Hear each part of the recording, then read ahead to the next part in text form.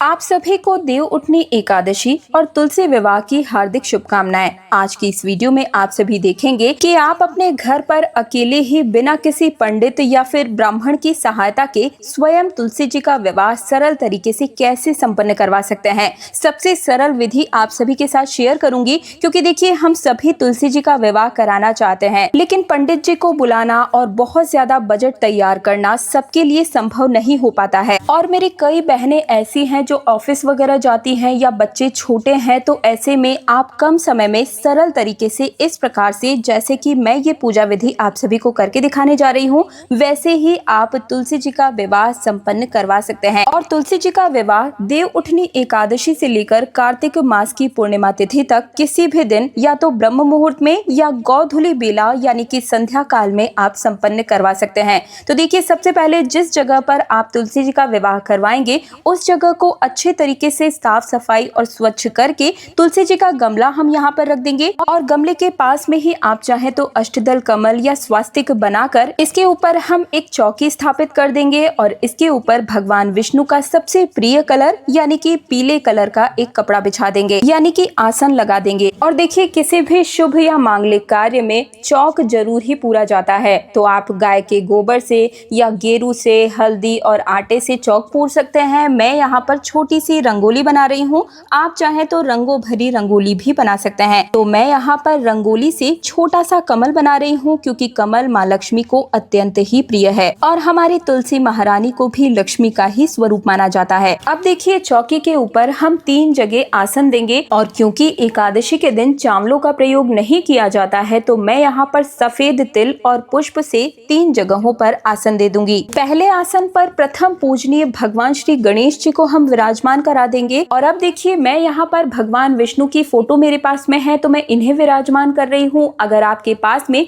शालिग्राम जी हैं तो उन्हें आप विराजमान कर सकते हैं। आप चाहे तो मंदिर वगैरह से भी शालिग्राम भगवान जी को अपने घर लाकर विवाह संपन्न करा सकते हैं, या आपके नाते रिश्तेदार में किसी के भी पास अगर है तो आप शालिग्राम जी को अपने घर में लाकर उनका विवाह करा सकते हैं, या लड्डू गोपाल के साथ भी आप तुलसी जी के विवाह को संपन्न करवा सकते हैं। अब देखिए, यहाँ पर हम कलश की स्थापना करेंगे, क्योंकि विवाह जैसे कार्यों में सभी देवी देवताओं का उपस्थित होना अनिवार्य होता है। तो कलश देव की स्थापना करने के लिए एक पीतल के लोटे में मैंने साधारण जल और गंगा जल मिलाकर रख लिया है, और अब इसी के अंदर में एक हल्दी की गांठ, थोड़ी सी सफेद तिल, एक सुपारी, लौंग, इलायची और फूल हम डालकर इसे आम के पत्तों से इस प्रकार से सजा लेंगे, और इसके ऊपर एक गेहूं से भरा हुआ पूर्ण पात्र रखकर हम इसे स्थापित कर देंगे। और अब मैं इसके ऊपर में गाय के शुद्ध घी का एक दीपक प्रज्वलित कर रही हूँ। आप चाहें तो नारियल को रखकर श्री कलश की स्थापना भी कर सकते हैं। इसके बाद अपने दोनों हाथों को जोड़कर हम संकल्प करेंगे कि हे तुलसी मैया, हे भगवान विष्णु, आज मैं आप दोनों का विवाह संपन्न कराने जा रही हूँ।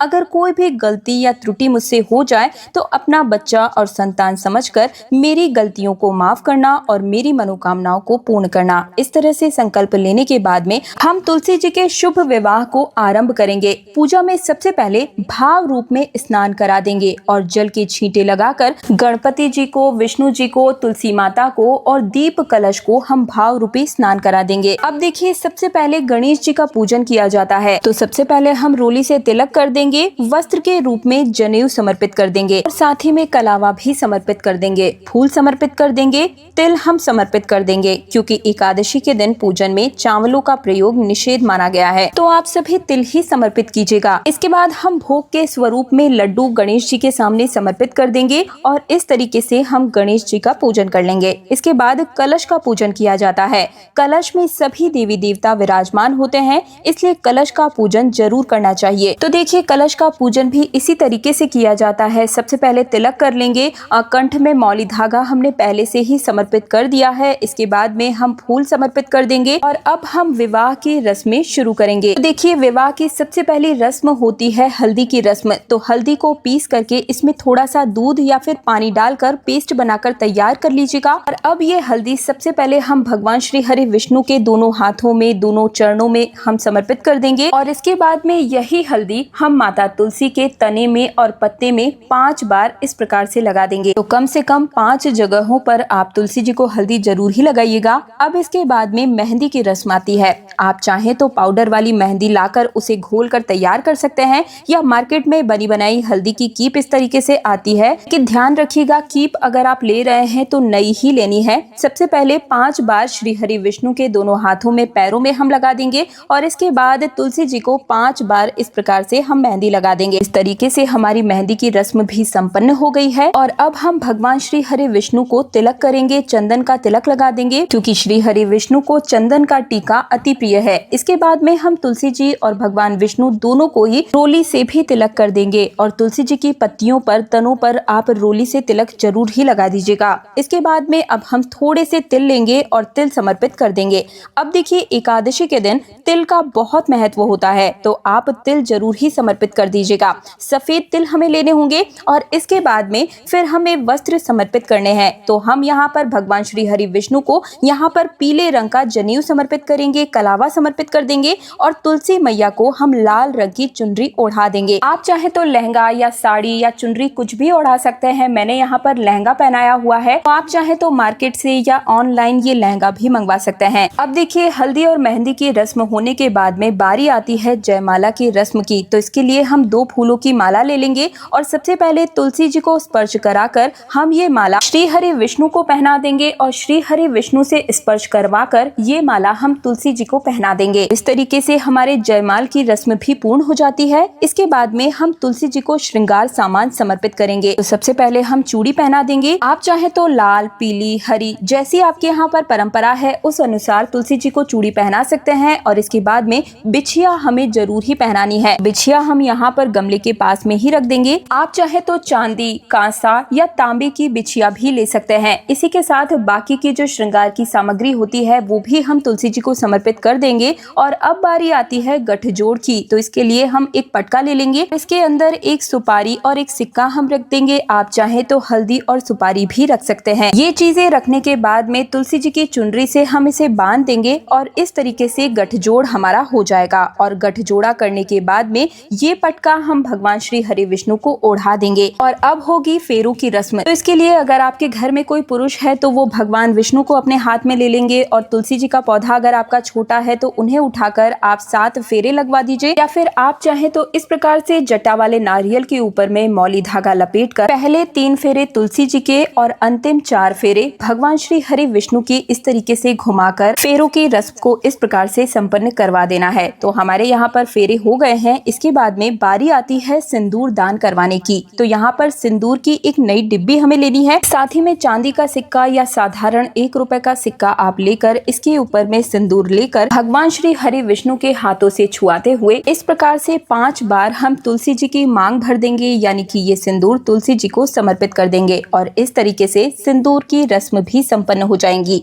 फिर ये सिक्का हम तुलसी जी के गमले के पास ही छोड़ देंगे, क्योंकि इस सिक्के को अब हमें दान करना होगा, तभी ये रस्म पूर्ण मानी जाती है। इसके बाद में कन्यादान करना होता है। तो जो भी विवाह करवा रहे हैं वे अपने सीधे हाथ में कुछ रुपए और फूल ले लेंगे, साथ ही में थोड़ा सा जल ले लेंगे। जल थोड़ा कम ही लीजिएगा ताकि जो आपके पैसे हैं वो भीग न पाए। और फिर हम संकल्प करेंगे कि हम अपनी तुलसी का दान भगवान श्री हरि विष्णु को कर रहे हैं। और फिर ऐसा संकल्प करने के बाद में ये जो फूल और जो भी आपने रकम अपने हाथों में पैसे वगैरह लिए हैं ये हम भगवान श्री हरि विष्णु के चरणों में समर्पित कर देंगे और हाथ जोड़कर इस तरीके से कन्यादान की रस्म को हम पूर्ण कर लेंगे। देखिए, जब भी आप तुलसी जी का विवाह कराएं उस समय गन्ने का मंडप तैयार किया जाता है, बहुत ही शुभ माना जाता है। गन्ने से आप चाहें तो प्रॉपर तरीके से मंडप इत्यादि बना सकते हैं, फूलों से बना सकते हैं। यदि मंडप इत्यादि बनाने नहीं आता है तो इस प्रकार से 2 गन्ने एक साइड पर जरूर रख दीजिएगा, इसे भी मंडप का ही स्वरूप माना जाता है। अब देखिए, कन्यादान की रस्म होने के बाद में जैसे हम अपनी बेटी को सभी सामान देते हैं उसी प्रकार से तुलसी जी के लिए भी हम यहाँ पर कुछ सामग्री दान करेंगे।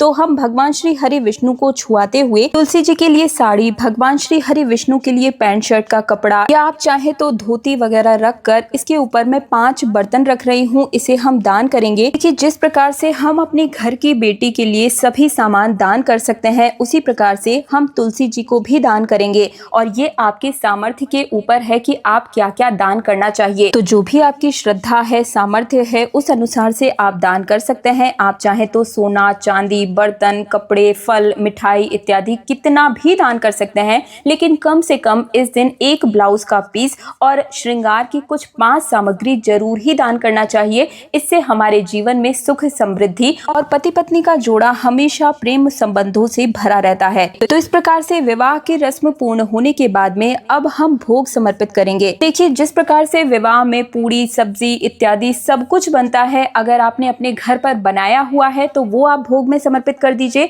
या फिर आप साधारण तरीके से फल और मिठाई का भोग इस दिन जरूर ही समर्पित कीजिएगा। यहाँ पर मैं सबसे पहले गणेश जी को फल समर्पित कर दूंगी, और अब भगवान श्री हरि विष्णु को जो भोग हम समर्पित कर रहे हैं इसमें तुलसी दल जरूर ही डालिएगा, क्योंकि इसके बिना श्री हरि विष्णु भोग को स्वीकार ही नहीं करेंगे। तो यहाँ पर मैं फल इत्यादि, मिठाई इत्यादि सभी में तुलसी दल समर्पित कर दे रही हूँ। कोई भी ऋतुफल का भोग इसमें जरूर ही लगाइएगा। आप चाहे तो 5 ऋतुफल लगा सकते हैं, या 5 की संख्या में एक ही ऋतुफल भी ले सकते हैं, और साथ ही में 1 लोटा जल भी हम समर्पित कर देंगे। इसके बाद हम तुलसी जी की कथा सुनेंगे। तो अपने हाथों में थोड़े से पुष्प और तिल लेकर हम तुलसी जी के विवाह की कथा सुन लेंगे। अगर आपने व्रत किया है तो भी आप कथा सुन सकते हैं, व्रत नहीं किया है तो भी आप कथा सुन सकते हैं। मेरे चैनल पर भी आपको कथा मिल जाएगी, तो पूजा करने के दौरान आप उस कथा को प्ले करके भी कथा सुन सकते हैं। कथा सुनने के बाद में परिक्रमा इस दिन जरूर ही लगानी है। तो आप चाहे तो टॉफी, इलायची या फिर मिश्री के दाने आदि कुछ भी अपने हाथों में लेकर 108 परिक्रमा,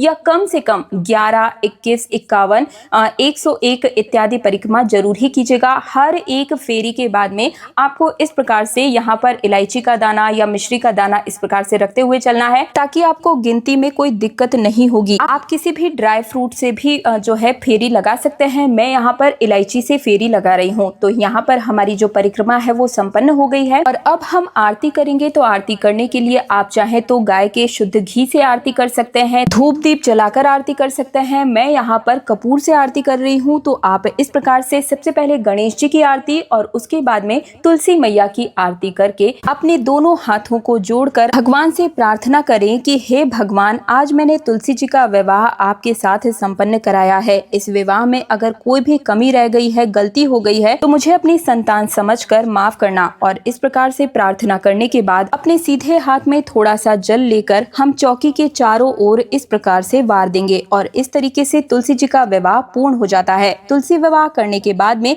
फिर हमें क्या करना है, देखिए, जो भी भोग प्रसाद इत्यादि आपने चढ़ाया है वे परिवार के सभी सदस्यों में उस प्रसाद को बांटकर हम खा लेंगे। और इसके अलावा जो चीजें आपने चढ़ाई हैं, दान की है, उन्हें भी आप वहीं रखे रहने देंगे। कलश रात भर वहीं पर रखा रहेगा, उठाना नहीं है। कलश को अगले दिन उठाकर उसका जो जल है आप पौधों में सींच लीजिएगा, और जो नारियल है वो जिस प्रकार से सभी सामान आप दान करेंगे उसी में ये नारियल भी चला जाएगा। तो इस चीज का थोड़ा सा ध्यान रखिएगा। अगर आपने तुलसी जी का विवाह मंदिर के शालिग्राम से करवाया है तब आप तुलसी जी का भी दान कर दीजिएगा, और अगर आपने घर पर ही इसी प्रकार से श्री हरि विष्णु के फोटो के साथ विवाह करवाया है तो तुलसी जी को आप अपने घर में ही रहने दीजिएगा। दोस्तों, तुलसी जी का विवाह संपूर्ण सृष्टि में विवाह संस्कार की शुरुआत मानी जाती है, और इससे अक्षय पुण्य फल की प्राप्ति होती है। तो आप सभी अपने जीवन में एक बार तुलसी जी का विवाह जरूर ही संपन्न कराइएगा, और वैसे तो हर साल ही हमें तुलसी जी का विवाह जरूर ही करवाना चाहिए।